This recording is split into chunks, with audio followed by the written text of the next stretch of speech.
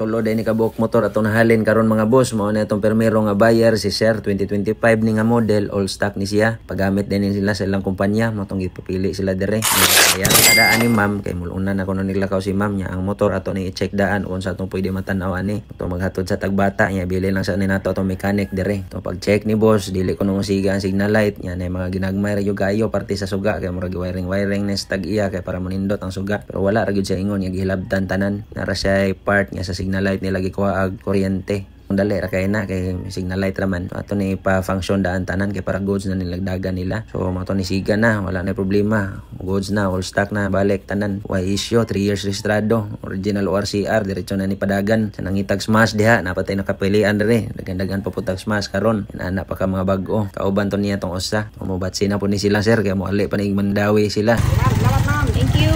Salamat. Thank you.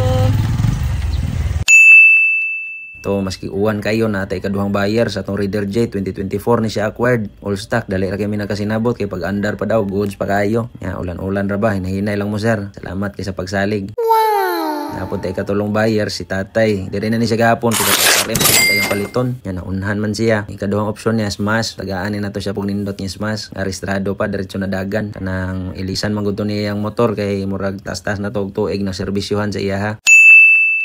Nice.